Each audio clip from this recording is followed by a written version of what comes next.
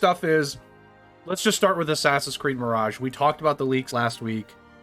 I don't think there's anything in here that is a surprise if you knew about those leaks.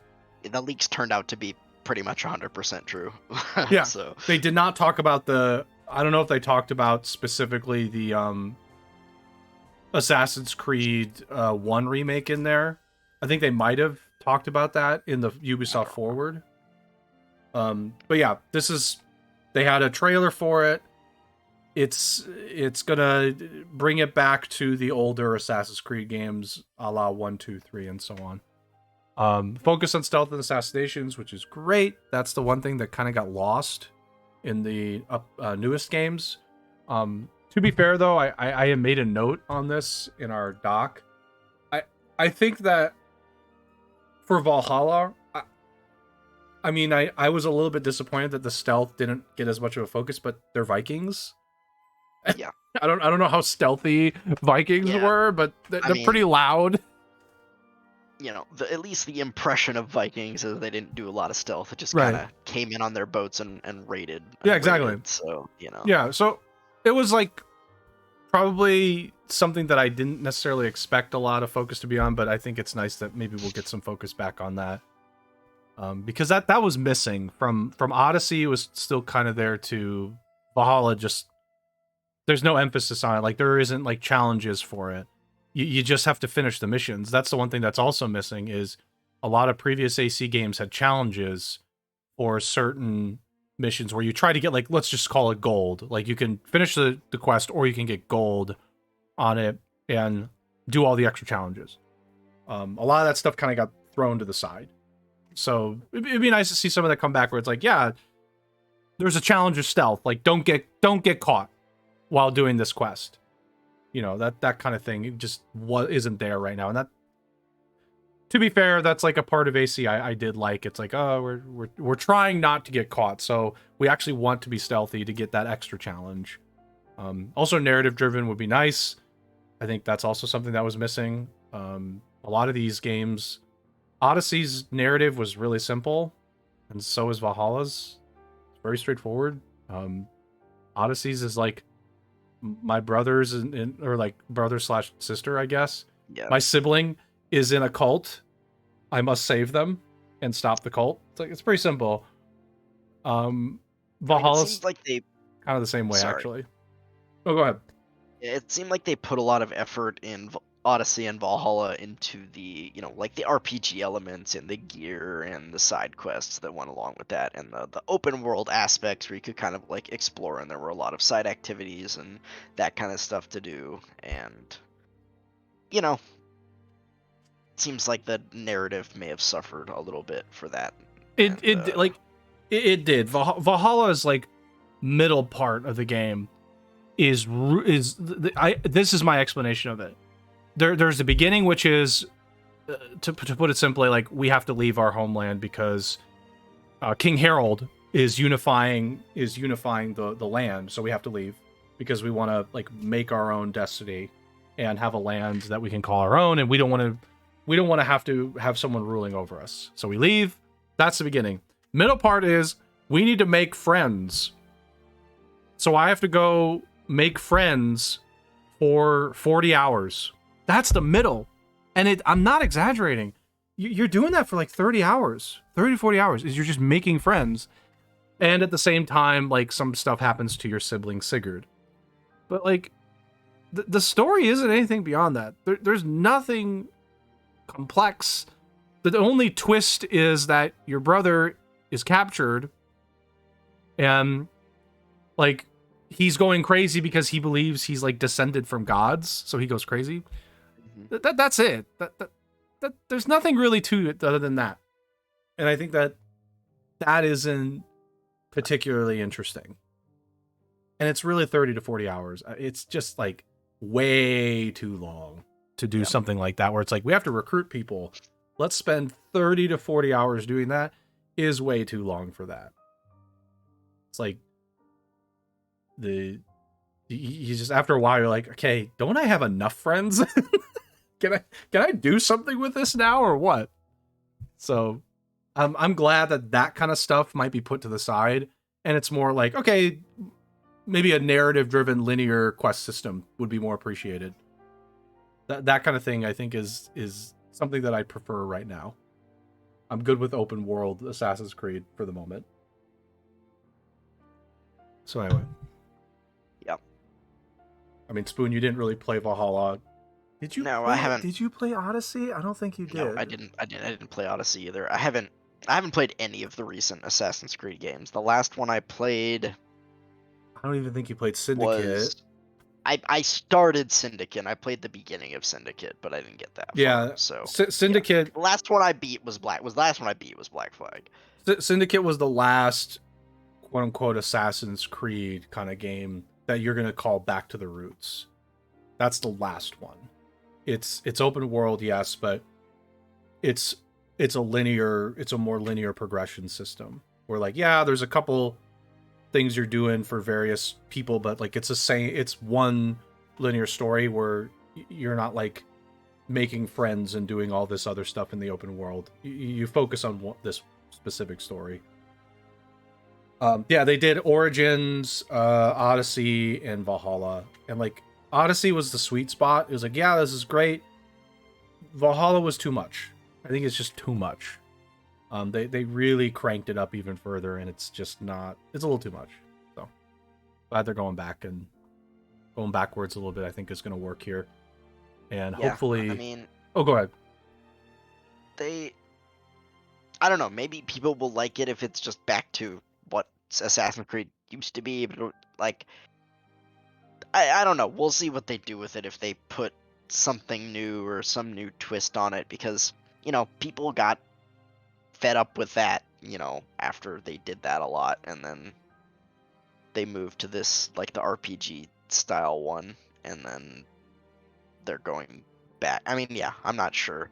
They also said as part of this that they're like, it seems like they're going to be making a bunch of different style Assassin's Creed games. Like there'd be this one which was the more like back to the roots story driven assassin stuff, but it seemed like they said they might have one that was more like RPG-esque, and then one that's something else, and then yeah, they've got plans for Assassin's Creed. Basically, it's like pretty much one of their huge flagship franchises. It is.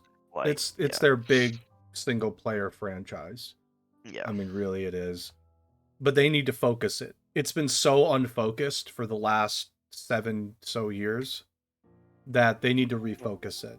And it's gotten too ridiculous. Like the main story is too ridiculous. Like when they started putting deities and gods in it, it kind of just made me mad. Refocus it into something really just more simple. Also, I think it'll do well with just having one city as the focus. Like it's Baghdad. That's it. And that's great. Like the problem with Odyssey and Valhalla is it's too big. It can get too big. Everybody's like, oh, the world's so big. Yeah, a world can also be too big. Just focus it. This is a game where you want to focus, and this is good. Also, they might learn some things from this game where they can take that to the next game and like mix them together. Like if they want to do an RPG, that's fine. Just like mix it together effectively. I mean, yeah, I think you can do the RPG style thing, but like as we talked about last week, it seems like they got too dependent on the stats and the RPG stuff, and where like everything was just a damage sponge, and assassinations weren't assassinations. It would just do a chunk of damage, and you would still have to fight them anyway. Yeah, it's not an assassination anymore. Yeah, it's just I dealt damage to them like a bunch assassinate. Yeah, assassination shouldn't really have a stat on them. Like if you assassinate, they should just be dead. Right. To be honest, that's the point. That's the whole point. it's an assassination. That's the point. So, I think they should, if they do something like RPG, maybe like the assassination should just be an auto thing. Unless it's there are some enemies I'd be okay with. Like, okay, it's not an auto assassination. That's fine because it's like a bigger, bulkier enemy. Like other Assassin's Creeds had that too. You couldn't just assassinate everybody. There were some enemies I think you just couldn't do it right away, which I think is okay, I guess. But for the most part, like if I'm fighting a scrub and they don't die to a normal assassination, what's the point now? Normal scrubs aren't dying? Well, what's going on? But anyway, I think it'll ultimately be a good thing. They just need focus. Problem is Valhalla, even Odyssey, the world is so big you lose your focus. And it's just like, oh wait, there's a story? What? But I'm just doing everything else. I think it'll be nice. Anyway. Spoon, any other thoughts from your side? Nope, not really. We didn't, they talked about it, but we didn't. I don't think they showed any gameplay of it in these trailers, so we still don't really know what the game looks like. So, no, they didn't. Yeah, we'll have to wait and see. Time will tell on that one. Okay. Babylon's Fall will terminate its service February 27th, 2023.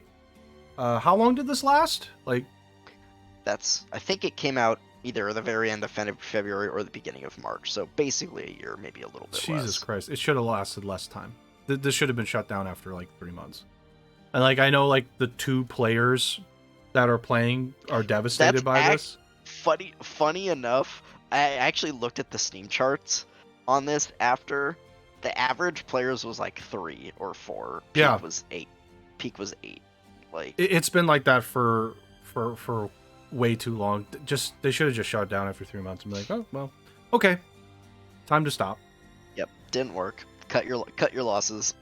Yeah, it's just this didn't work. Also, I can't believe this even got released. That too, that's amazing to me too. With I guess with the team with the I guess the names behind it's probably better because for the platinum side it wasn't the I guess what we would call the A team, but but it's a name, so you got it's Square and Platinum, and they came out with this thing, and you're just you let this go through. I mean, I don't know, maybe they maybe this was in development hell. I don't remember the details. Maybe it was in development hell, and they're like, okay, well, we've spent so much on it, we kind of just have to get it out.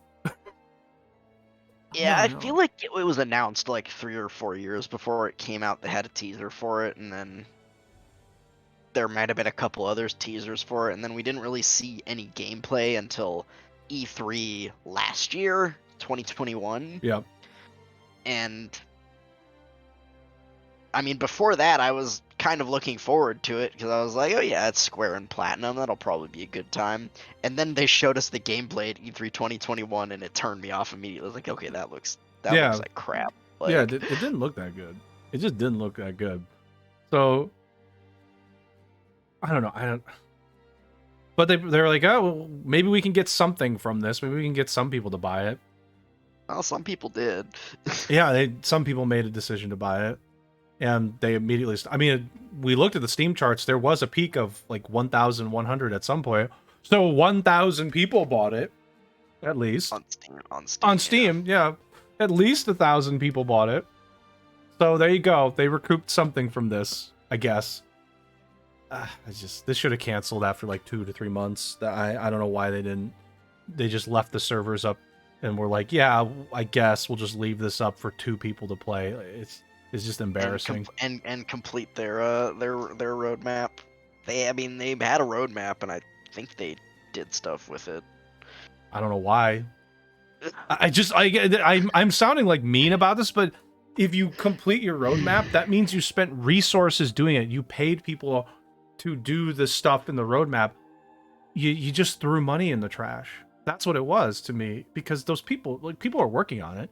They're not slaves, so you're paying them, and you're probably paying them a lot because they're game developers. You're probably paying them a good amount, so you're just burning money for no reason. I mean, maybe Square had already contracted Platinum for until X amount of time, so they just see out the contract. I guess it's just silly. Yeah, I don't know. I mean, I agree with you. They should have seen the initial sales numbers and the online numbers for how many people were playing this game after the first week or two, and been like, "Yep, nope, let's shut that down." Yeah, no, shut it down. That's not a thing. They worked on the roadmap faster than 343's for Halo. I give them credit for that, but again, I also don't give them credit for that because it's you wasted your time. 343 is very slow, is extremely slow with their roadmap, and that's a detriment to them because they're screwing over Halo. But okay, you did the Babylon's Fall roadmap faster, I guess. That good, I guess, for the 3 people that were playing it, and for all the spend that people had for actually completing the roadmap. It's just like, I don't know. I would have found some way out of that and be like, okay, it's been 3 months. There's 2 people playing it. Let's stop. There's 2 people playing this. We need to stop. We're burning money and nobody's playing this. There had to be some stipulation in the contract. If 5 or less people are playing this, we stop. Slide that in there to get out of this. I'm just like, it's crazy. This game should have stopped after 3 months. Contracts aside, like this is such a stupid thing. No. This game is gotta be one of the biggest flops in recent memory, if not the biggest flop in recent memory. I think it's the biggest. I think it is. This is. I mean, Avengers was pretty bad too, but I feel like a lot of people actually bought that because there was a lot of hype around the game. It died pretty fast because the game wasn't that good, and like they continued working on it for a while, but I don't think that many people played it after release. There was like, I think the game 600 sold. I think the game sold pretty well. The game sold well because it's Avengers and there was a lot of marketing around it. It's sold well, and even probably to this day, there's like 300 to 400 people playing it. I'm sure there is. This game, after a month, had like 10 people. Yeah, astounding. As a live service. As a live service game from a studio that actually has a big name. Yep. It isn't just an indie studio. These are big names. So, that's to me, that's the biggest flop. Avengers is a flop for different reasons, obviously, and like it did sell well at the very least. So while Square did lose money on it, they said that there were still players. This has no players. Wow. Like it's amazing to me. So anyway, yeah, 24-hour peak for Marvel's Avengers is 400. That is still not good. Yeah. But that game's been it's out not 2. That game's been out for a few years, right? Too, so. And it's not 2, so that's, I guess, something, you know. Okay. Any other Babylon's Fall thoughts? Nope. Okay. Genshin Impact is becoming an anime. Tease their vision of Mondstadt along with 3 important characters. I don't know if you saw the trailer. It's not much, to be honest with you, Spoon. If you didn't. It's basically just, here's the characters, and it's an anime. I'm not surprised. They're doing it in collaboration with animation studio Ufotable. I almost said UFO table. Ufotable. UFO table. Yeah. I would have loved that. Ufotable, which I don't know anything about, but they did the generally they make really good animations. They did the like the Fate Unlimited Blade Works, like that one. Which really good. Okay. And they do the animation work for the Tales games usually when on the anime cutscenes and stuff. Oh, okay. Yeah, those are good. Those are really nice. So. Okay, but this is a project that it'll likely be some time before the final episodes are released. A long-term project. I think this is definitely going to be a popular anime, just at least from the start. The player base for Genshin Impact is enormous. This is something that I'm fairly certain, without any knowledge of or seeing any data of, was something that people wanted to see. It was like, okay, well, let's make this an anime. It makes sense. I mean, it makes sense in a way, but to me, I'm like, this... I guess I haven't played in a while, so I don't know what the story's doing, but like, to me, the story of Genshin was not that great.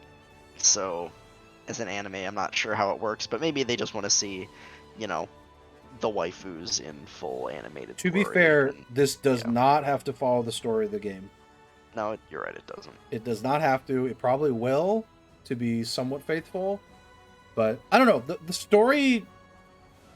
There are some diehard fans of the Genshin story, obviously, I don't know too much too. I haven't progressed it enough to know, but like it's based on some people's thoughts. It's a good story, but I don't know how long it takes to get there. I'm sure I could if I sat down and did it, but it doesn't have to follow the story completely. It could do something different, new and more compact.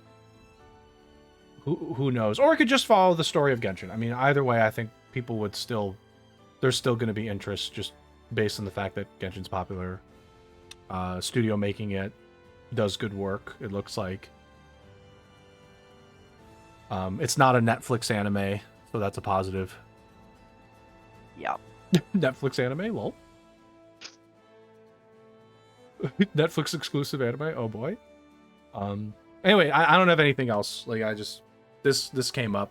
So nope. Yeah, not entirely surprising. Genshin's very popular, and MiHoYo or HoYoverse now is, I'm sure, just throwing money at anything Genshin they can and anything Genshin they can market because it's really popular. So yeah, absolutely. There we go. More stuff. And anime, another revenue stream, builds the brand. Good idea. Makes sense. So anyway. Okay, next.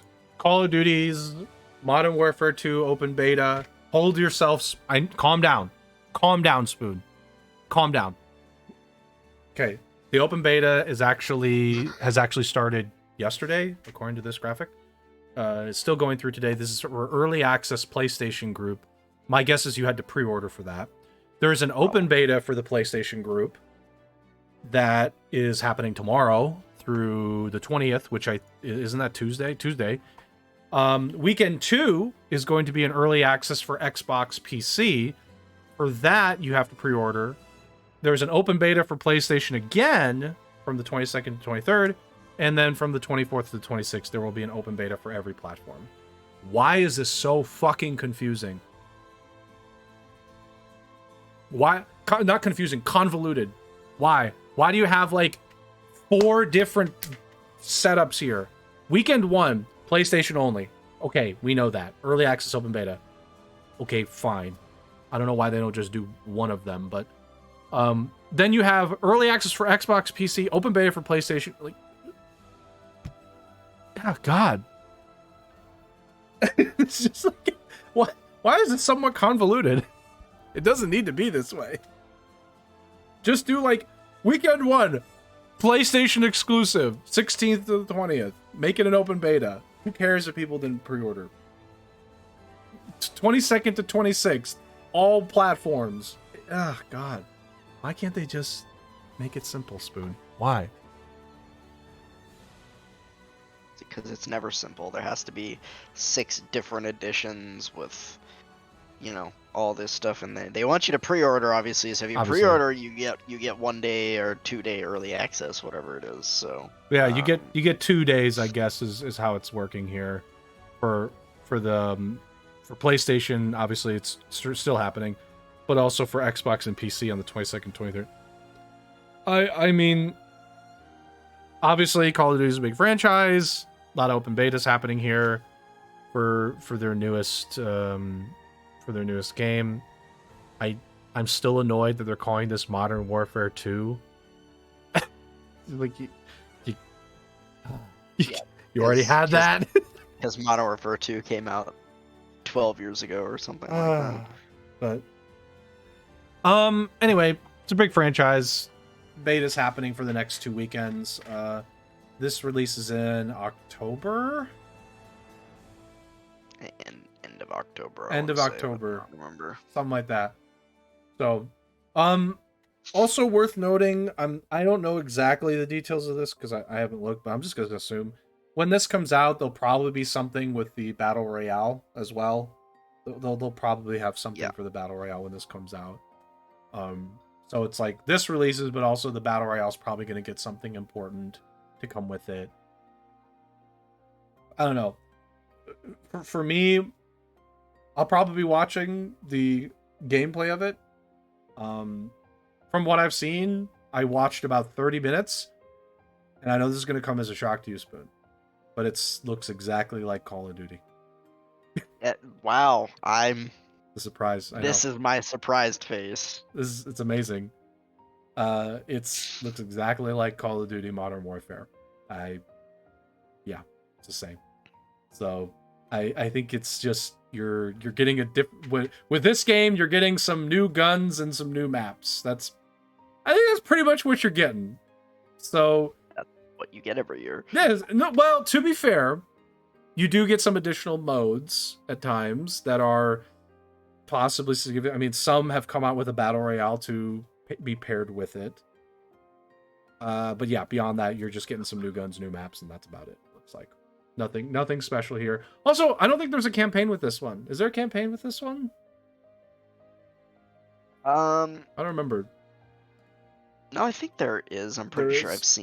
I've seen videos of the Okay. campaign. So there's a 3-hour campaign to come with it. Yeah. It and I don't think I'm exaggerating. It's probably like 3 to 4 hours. Oh my god. But anyway, yeah.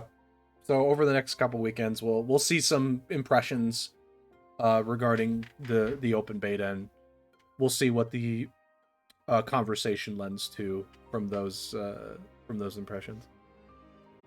Okay, I don't think we need to say anything more for Call of Duty. I know you were psyched, so just Yep. We'll take it easy there.